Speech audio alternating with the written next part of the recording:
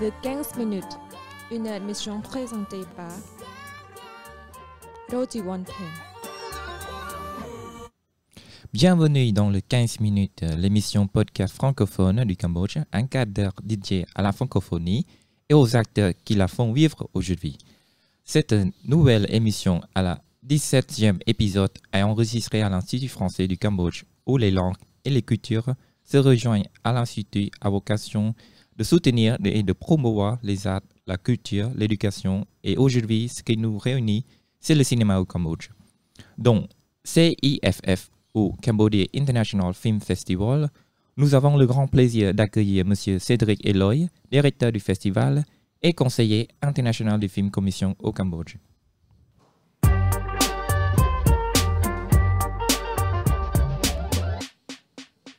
Bienvenue, cher Cédric. Bonjour. Bonjour, merci de m'accueillir.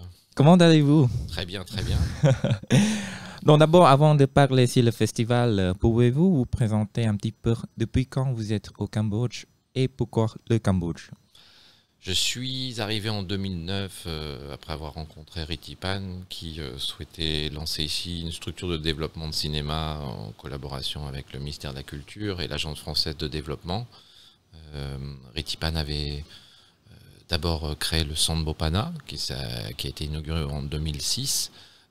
Mais il souhaitait mettre en place et pouvoir permettre un autre volet d'une structure plus axée sur la production, la formation et puis l'accueil de tournages étrangers, ainsi qu'un certain nombre d'activités dynamisantes pour le secteur cinéma.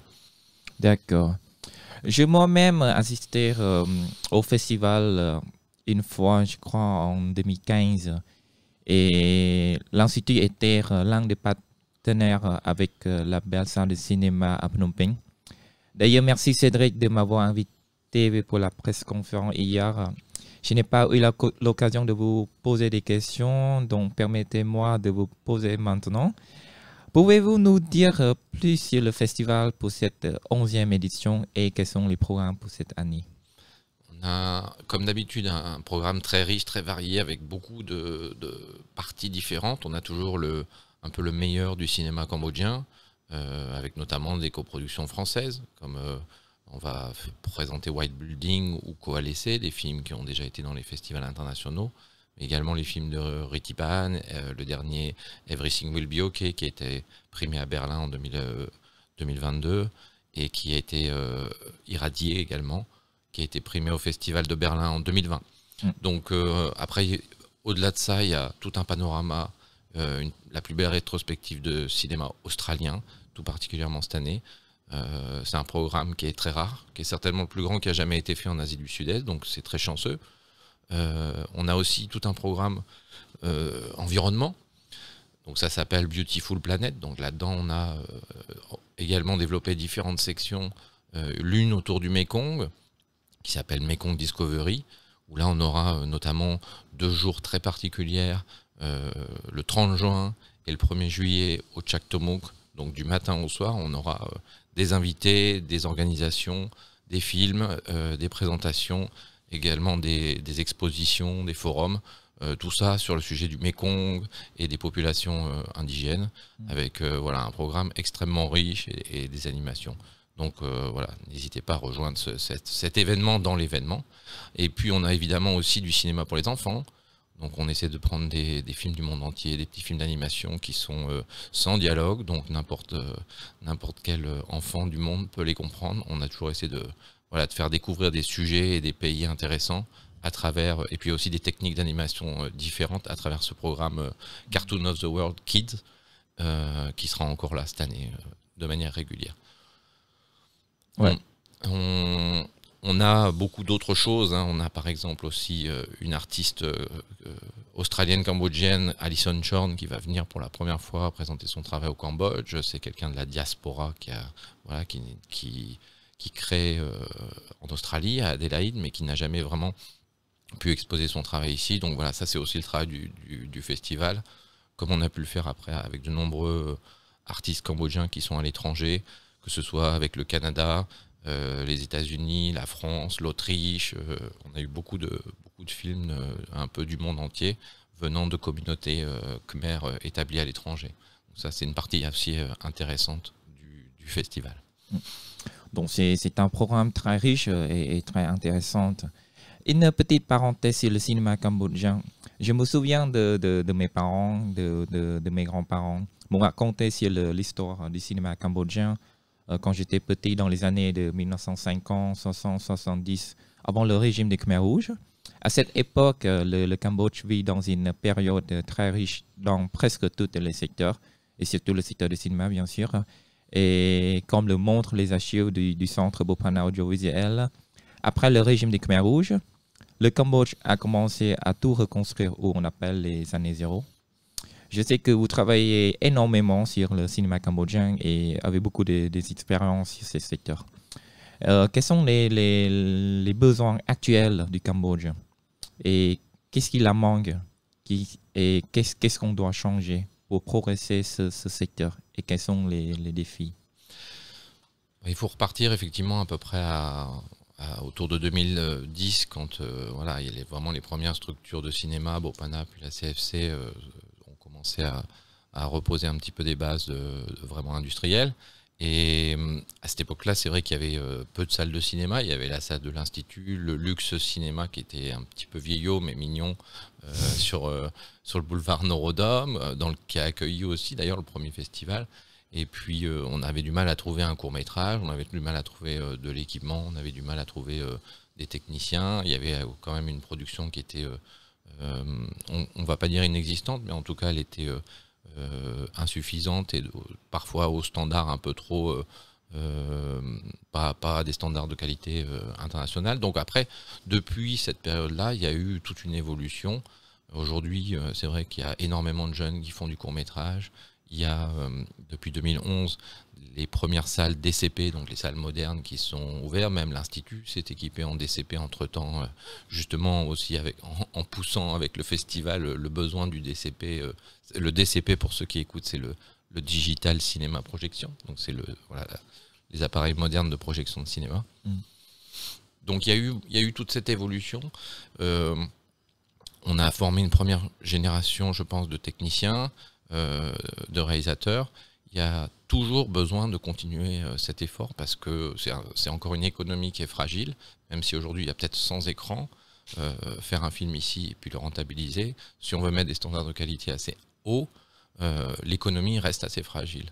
Donc il faut que les salles continuent d'ouvrir partout, il faut que les Cambodgiens aillent au cinéma et puis aillent voir aussi des films cambodgiens pour qu'il puisse y avoir de plus en plus une économie circulaire dont le cinéma vit. Et puis nous, on essaye aussi évidemment de pousser à tout ça à travers le festival. Et évidemment, on essaie aussi de pousser les films qui ont peut-être une ambition internationale. Par exemple, cette année, on a un film de LD Pictures qui est une société de production très active domestique. Et donc on va présenter The Clock, un film qui a vraiment mis les standards plus haut, avec des costumes, avec des décors.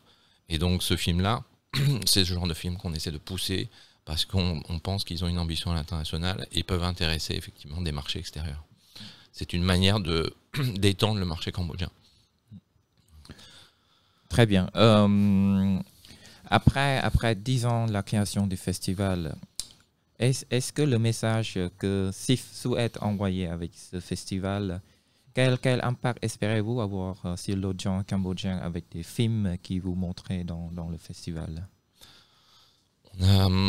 On a beaucoup d'objectifs et donc on a effectivement les objectifs professionnels que j'ai mentionnés qui sont de promouvoir un peu la meilleure de la production cambodgienne.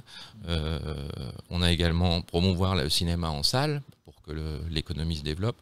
Et puis évidemment tout ça fait que après les meilleurs courts-métrages par exemple qu'on propose dans le festival, ils vont se retrouver dans d'autres festivals à l'international tout au long de l'année. Donc le catalogue, la plateforme permet après à des festivals entre guillemets de faire leur marché. Donc ça pour la partie professionnelle. Après pour effectivement à la fois les réalisateurs et le public, c'est d'offrir vraiment le cinéma dans toute sa diversité, à la fois à travers de l'animation, du documentaire, des courts-métrages, des choses très éducatives, des choses très divertissantes. Voilà, on a aussi bien effectivement Dune ou un film comme encore The Lost Empire, qui sont des premières qui vont être dans un IMAX, donc des films très modernes. Et puis on a aussi les premiers courts-métrages de jeunes qui ont été formés au centre Bopana pendant les 2 dernières années et qui vont amener la caméra pour la première fois, qui vont faire leur premier film dans leur communauté, que ce soit au Rattaniekiri, au Mondolkiri ou dans d'autres communautés autour du Mékong. Donc tout ça, ça montre un petit peu la palette, avec à la fois un travail sur le cinéma, comme je dis là cette année, sur le cinéma australien qui est assez large. On a également James Duran, qui est un réalisateur australien qui a fait peut-être une dizaine de films ici, et on va montrer ses premiers films tournés dans les années 70. Donc c'est des images, ça a été tourné à l'époque justement en film, c'est-à-dire avec une caméra 16 mm, et il a descendu le Mékong et il a emmené sa caméra et il a filmé un peu tout ce qu'il voyait. C'est le type de film du passé aussi qu'on va ramener. On a également ajouté quelques films du roi Sihanouk qui sont intéressants à découvrir et qui sont parfois peu connus ou mal connus. Donc voilà, on a inclus ça également dans la programmation. C'est un programme très très riche et je peux dire que est-ce que le festival est gratuit pour tout le monde ou on doit payer, et comment je dois faire si je souhaitais d'aller voir les films du festival? Comment je dois faire? Comment je dois trouver les programmes et tout? Alors on a la chance de faire le festival effectivement gratuitement dans toutes les salles, c'est-à-dire on ouvre là le 28, hein. Ça c'est la soirée d'ouverture qui est sur invitation, mais après à partir du 29, du matin au soir, il y a 12 lieux de projection dans Phnom Penh. Évidemment il y aura beaucoup de choses à l'Institut, mais aussi dans les Legend Cinema, Major et puis plein d'autres endroits qui sont adaptés. Et donc du matin au soir, on se rend à la séance que l'on souhaite, on prend un ticket gratuit et on rentre dans la salle. Et ça se limite à ça.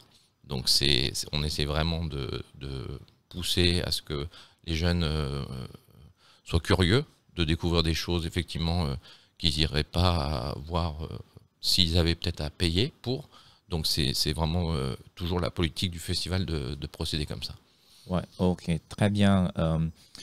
J'ai une autre question concernant les autres festivals. Si nous regardons d'autres festivals dans le monde, comme le festival de Cannes, de Berlin, de Venise, de Busan, de Toronto, est-ce que c'est quelque chose que vous avez pensé ou envisagé de faire à l'avenir comme ce festival? Ou comment vous pensez voir ce festival dans 10 ans, je dirais? Un festival doit toujours s'adapter là où il est. Donc, c'est-à-dire que ici, on a développé le festival dans les buts que j'ai exposés un peu. C'est vraiment faire découvrir d'autres choses, aussi développer la culture cinématographique en général. Et faire une compétition, par exemple, remettre des prix, c'est un autre travail que j'espère qu'on pourra faire. Il faudrait aussi, dans ce cas-là, qu'on puisse avoir une production domestique qui soit au niveau de pouvoir se confronter à des films de la région ou du monde entier chaque année, ce qui pour l'instant est encore un petit peu hasardeux. Et puis évidemment ça demande des moyens, parce que ça veut dire un jury, ça veut dire avoir des films très récents, et donc c'est une organisation assez différente. Donc pour l'instant on a plutôt axé sur l'éducation, sur la découverte du cinéma, et un événement qui vraiment forge la culture du cinéma et les nouvelles audiences. C'est un programme passionnant et très constructif pour lequel l'Institut français souhaite rester un partenaire essentiel avec CIF.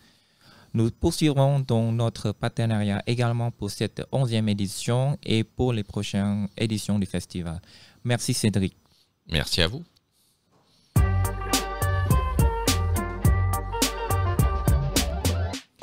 Je vous remercie, cher Cédric. Notre 17e épisode touche à la fin. Je tiens à remercier Valentin Rodriguez, Valentine Gigodeau, Marie-Alice Godot, Maud Ambroise et Marion Nollet pour la réalisation de podcast.